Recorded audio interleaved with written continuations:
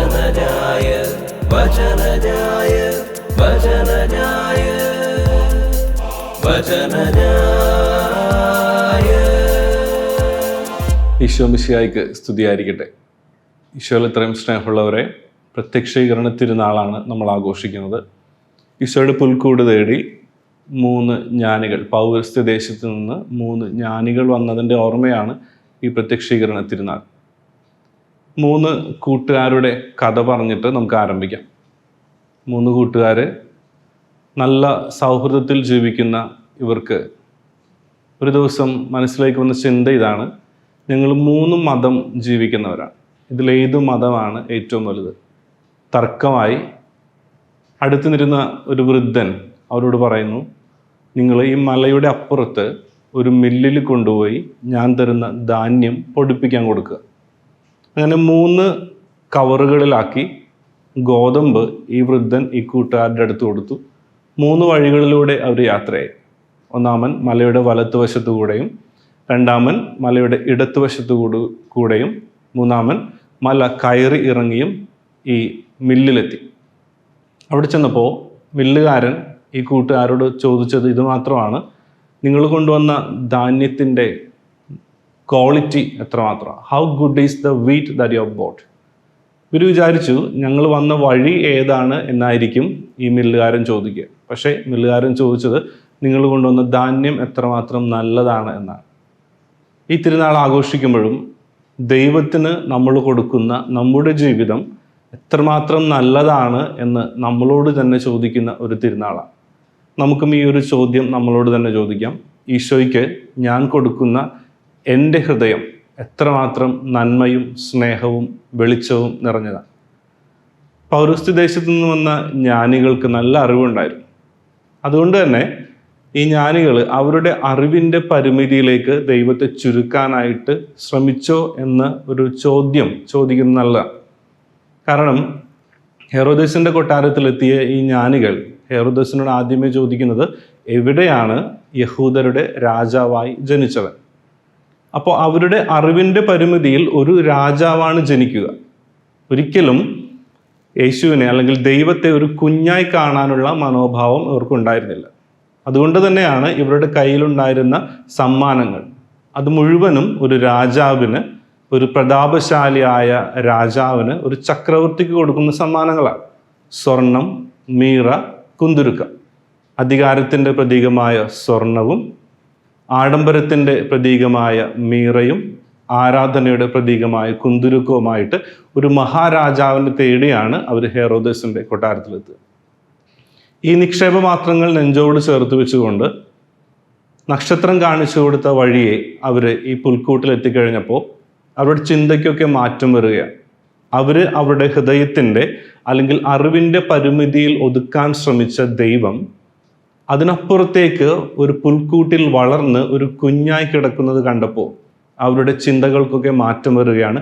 ഈ മാറ്റത്തിൻ്റെ മനോഭാവം ഉള്ളിൽ പേറിക്കൊണ്ടാണ് അവർ മറ്റൊരു വഴിയെ തിരിച്ചുപോയി എന്ന് പറയും. അല്ലെങ്കിൽ ഇവർ മാറ്റം വരുത്താനായിട്ട് ശ്രമിച്ചില്ലായിരുന്നുവെങ്കിൽ അവർ തീർത്തും ഹെറോദോസിൻ്റെ കൊട്ടാരത്തിലേക്ക് മടങ്ങിപ്പോകുമായിരുന്നു. അവിടെ ഹെറോദോസും ഒരു ഒരുക്കം നടത്തുന്നുണ്ട്, ഒരു പടയൊരുക്കം.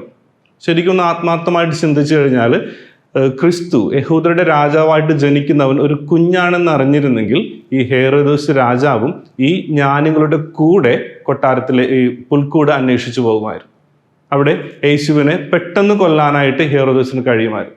പക്ഷെ ഹെറോദോസും വിചാരിച്ചിരുന്നത് യഹൂദരുടെ രാജാവായിട്ട് ജനിക്കുന്നവൻ ഒരു പ്രതാപശാലിയായ, പ്രത്യക്ഷപ്പെടുന്ന ഒരു രാജാവാണ് എന്നാണ്. അപ്പോൾ രാജാവിൻ്റെ മനോഭാവവും 3 ജ്ഞാനികളുടെ മനോഭാവവും ഒന്നാണ്.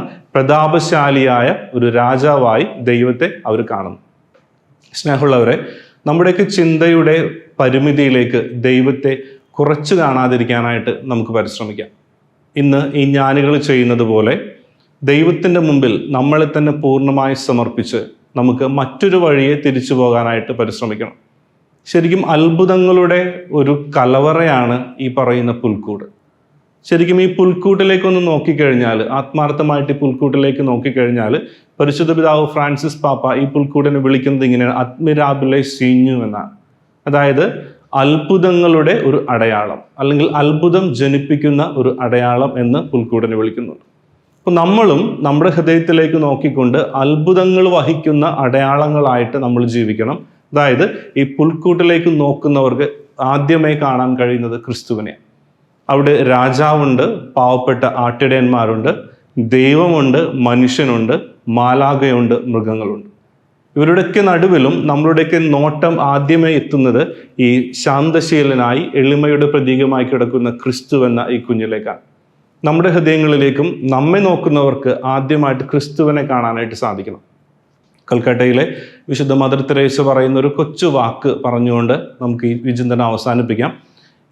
വിശുദ്ധ മദർ തെരേസ പറയുന്നത് ഇങ്ങനെയാണ്: എന്നെ നോക്കുന്നവർ എന്നെ കാണുന്നു എന്ന് പറഞ്ഞാൽ എൻ്റെ പരാജയമാണ്. എൻ്റെ അർത്ഥം മറ്റൊന്നുമല്ല, എന്നെ നോക്കുന്നവർ എന്നെ അല്ല കാണേണ്ടത്, മറിച്ച് എന്നിലുള്ള ക്രിസ്തുവിനെയാണ് കാണേണ്ടത് എന്നാണ് മദർ തെരേസ പഠിപ്പിക്കുക. വലിയ വലിയ സമ്മാനങ്ങളുമായിട്ട്, വലിയ വലിയ അറിവുമായിട്ട് ഈ പുൽക്കൂടിൻ്റെ മുമ്പിൽ ചെന്ന് നിൽക്കുമ്പോൾ ഓർക്കുക, ഈ പുൽക്കൂടിൻ്റെ മുമ്പിൽ ഞാൻ വലിയ വലിയ സമ്മാനങ്ങളല്ല, എൻ്റെ മഹത്വത്തിൻ്റെ പ്രതീകങ്ങളല്ല, മറിച്ച് എൻ്റെ എളിമയുടെ പ്രതീകമാണ് എളിമയുടെ തമ്പുരാൻ്റെ മുമ്പിൽ സമർപ്പിക്കേണ്ടത്. അങ്ങനെ ഈ എളിമയുടെ തമ്പുരാൻ്റെ മുമ്പിൽ എന്നെ തന്നെ എളിമയോടെ സമർപ്പിക്കുമ്പോൾ മറ്റൊരു വഴി, അത് വിശുദ്ധിയുടെ വഴിയാണ്, അത് സന്തോഷത്തിൻ്റെ വഴിയാണ്. ആ സന്തോഷത്തിൻ്റെ വഴിയിലൂടെ പോകാനായിട്ട് നമുക്ക് സാധിക്കും. അമ്മ ത്രേസ്യ പറയുന്നൊരു കാര്യം, പ്രാർത്ഥിച്ച് പ്രാർത്ഥനയുടെ 7ാം സദനത്തിൻ്റെ അകത്തെത്തിയപ്പോൾ everything was light, everything was love എന്നാണ്. ഇത്രയേ ഉള്ളൂ ദൈവസ്നേഹം എന്ന് പറഞ്ഞാൽ. അവസാനം നമ്മൾ കാണുന്നത് മുഴുവനും സ്നേഹമാണ്. ഈ സ്നേഹത്തിലേക്ക് വരുമ്പോൾ നമുക്ക് ചുറ്റും വെട്ടമാണ്, വെളിച്ചമാണ്. വെട്ടമായിട്ട് മാറാൻ, വെളിച്ചമായിട്ട് മാറാൻ ഈ പ്രത്യക്ഷീകരണ തിരുനാൾ നമ്മൾ ഓരോരുത്തരെയും അനുഗ്രഹിക്കട്ടെ. ആമേൻ.